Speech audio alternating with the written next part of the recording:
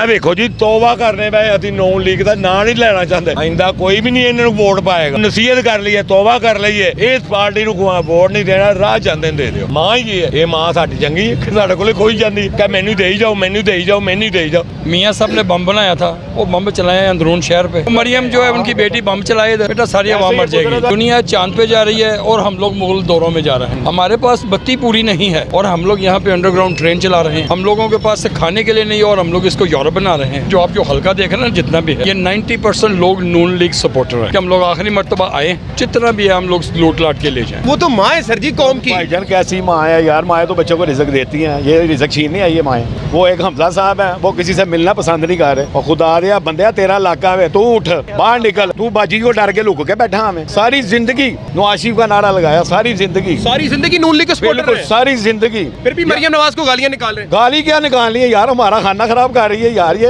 बड़ा ना मुख्तसर सवाल है, एक आदमी था वो कहता था मैं तो बर्दाश्त कर लूंगा, आप नहीं कर पाएंगे। नहीं बर्दाश्त हो रहा, मैंने वो हकीकत बयान करके गया था, इसी में कोई शक नहीं है। दो राय नहीं एक राय है। वो बंदा हकीकत बयान करके, अल्लाह की कसम 2 वक्तों का एक वक्त है, क्या गया था कि मैं बर्दाश्त करूंगा, तुमसे बर्दाश्त नहीं होगा, ये नहीं बर्दाश्त हो रहा, वो नहीं होता। ये आपकी आंखों में आंसू आ गए। अब जब नमाज पढ़ेंगे इंशाल्लाह ताला इनके लिए बद्दुआएं मांगेंगे। दुनिया चांद पे जा रही है, ये हमें मुगलिया दौर में लेके जा रहे हैं। क्यों लाना है कि हमें टैक्स फ्री मिल जाए, कर्जा फ्री मिल जाए। 0% मार्केट पे कर्जा लेने के लिए भाईजान ये सब कुछ हो रहा है, जो इंशाल्लाह ताला हम अपनी तायाद जिंदगी में ये नहीं होने देंगे।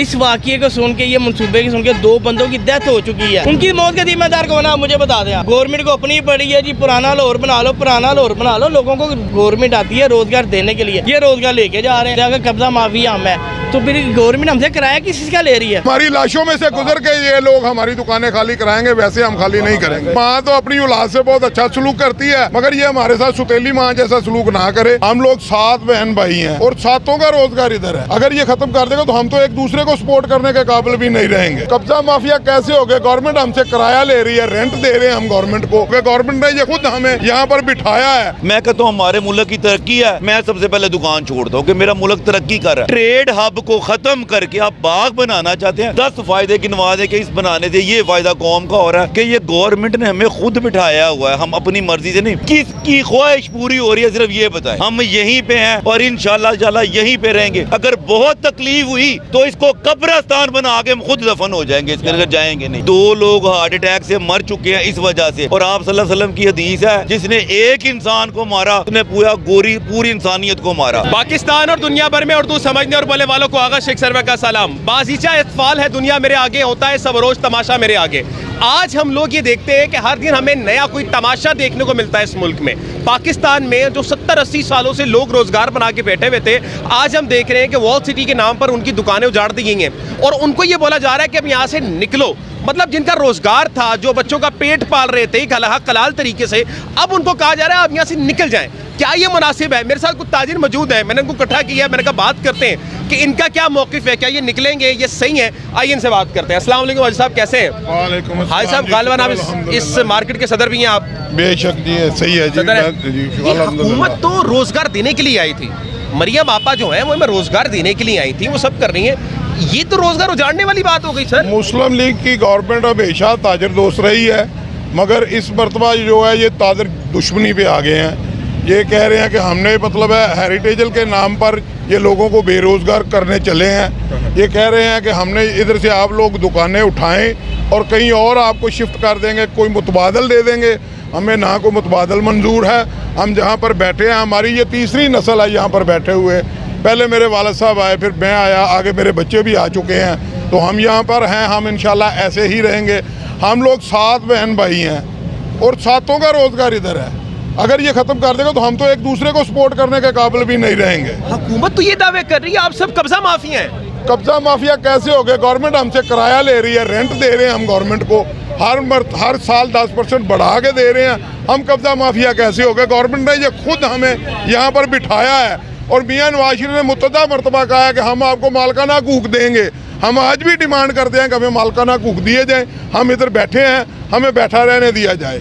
सर एक सेकंड, आप कह रहे हैं मियां नवाज शरीफ साहब ने अपनी हुकूमत में कहा था आपको मालकाना हकूक दिए जाएंगे? बेशक ऐसे ही है। और अब आपसे जो रोजगार था वो भी छीना जा रहा है? बेशक ऐसे ही है। हम लोग चाहते हैं कि मियां साहब ने जो पहला वादा किया था, पहले अपने पहले वादे को पूरा कर लें। हमें मतलब इसके मालकाना हकूक दे दे। 30 साल बाद, अभी 30 साल हो गए आपको ये वादा किए हुए, 30 साल बाद आप दोबारा आ जाए फिर गिराने के लिए, फिर हम आपसे मुज़ाकरात करेंगे। अभी तो हम इधर बैठे हैं, इंशाअल्लाह ताला इधर ही रहेंगे। सदर साहब, अगर आपकी मार्केटों से आपको हटाया गया, ज़बरदस्ती निकाला गया, तो फिर क्या होगा? हम एजिटेशन करेंगे, खून खराबा होगा, और क्या होगा। हम हमारी लाशों में से गुजर के ये लोग हमारी दुकानें खाली कराएंगे, वैसे हम खाली नहीं करेंगे। मरियम नवाज तो कहती है मैं कौम की माँ हूँ। एक माँ अपने बच्चों के साथ ऐसा कैसे सलूक कर सकती है? ये तो मामला जो है ना, ये वो बेहतर समझती है। माँ तो अपनी औलाद से बहुत अच्छा सलूक करती है, मगर ये हमारे साथ सुतेली माँ जैसा सलूक ना करे। हमें यहाँ पर बैठे, हमें बैठा रहने दिया जाए। ठीक हो गया। सर, क्या कहेंगे इस वक्त के जो हालात हैं? मतलब कि उन्होंने बताया कि आपको तो मालिकाना हकूक मिलने वाले थे 30 साल पहले, वो 30 साल गए, पता नहीं कहाँ पर चले गए, और अब आपको आपके जो बने बनाए रोजगार थे उससे भी आपको बेरगर किया जा रहा है। औज़ु बिल्लाहि मिनश शैतानिर रजीम। Shahzad Ahmad Khan ji, general secretary circular road board. ये प्रोग्राम जो लहर और वॉल्ड सिटी है, ये हमें किसी ने कोई इन्फॉर्म नहीं किया था। ये हमने एक टीवी पे चैनल पे ख़बर पड़ी और उसके बाद हम एक्टिव हुए। 9 अप्रैल को हमने बहुत बड़ा एजिटेशन किया, पूरा सर्कुलर रोड बोर्ड वहाँ पे इकट्ठा हुआ है। 22 मार्केटों के सदूर इकट्ठे हुए। हमने 42 टेम्परेचर में एहतजाज रिकॉर्ड करवाया कि किसी सूरत में हम ये जगह छोड़ने वाले नहीं हैं। क्यों कि ये गवर्नमेंट ने हमें खुद बिठाया हुआ है, हम अपनी मर्ज़ी से नहीं। अब तीसरी नस्ल आ गई यार, इधर से मैं दुकान छोड़ के चला जाता हूँ, मैं कहाँ जाऊँगा? मुझे कहते हैं आपको काना काछा ले जाते हैं, और मेरी गुडविल 50 साल की कहाँ से लेके आएंगे वहाँ पे? इसलिए हम यह जगह किसी सूरत में और कुछ बनता ही नहीं है। मैं कहता हूँ हमारे मुल्क की तरक्की है, मैं सबसे पहले दुकान छोड़ता हूँ कि मेरा मुल्क तरक्की कर रहा है। ट्रेड हब को ख़त्म करके आप बाग बनाना चाहते हैं, मुझे ये प्लान बनाने वाला बंदा आ जाए और समझा दे। कोई भी प्रोग्राम बनता है, एक तरफ उसके लिखे जाते हैं फ़ायदे, दूसरी तरफ नुकसानात।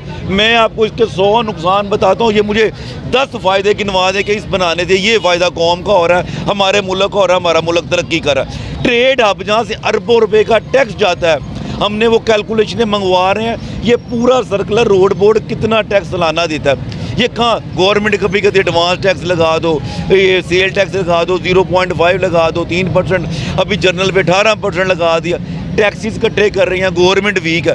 और दूसरी तरफ ये टैक्स जो इकट्ठे हो रहे हैं उसको ख़त्म करके किसकी ख्वाहिश पूरी हो रही है, सिर्फ ये बताएं, ये ख्वाहिश किसकी है कि यहाँ पे बाग बने? सर, आपको नहीं पता, मरियम नवाज शरीफ कह रही हैं मैं लाहौर को थाईलैंड बनाने जा रही हूँ, मैं सिंगापुर बनाने जा रही हूँ। यार ये तो बात हमने बिल्कुल नहीं गलत की है। अल्लाह ना करे थाईलैंड में तो जो होता है ये मुझे नहीं पता, ये पूरी दुनिया को पता है। अल्लाह माफ़ी दे, अस्तगफिरुल्लाह अस्तगफिरुल्लाह। ये आपने कभी नहीं पूछना थाईलैंड पाके क्या कर रहे हैं सर। ये मुसलमान मुल्क है, कलमे के नाम पे बना हुआ है। यहाँ पे अल्लाह और रसूल का जिक्र करे, अल्लाह ना करे कि ये थाईलैंड बन जाए। ये पाकिस्तान और पाकिस्तान ही रहे तो ठीक है। इंशाअल्लाह ताला हम यहाँ थे, यहाँ हैं और यहाँ रहेंगे।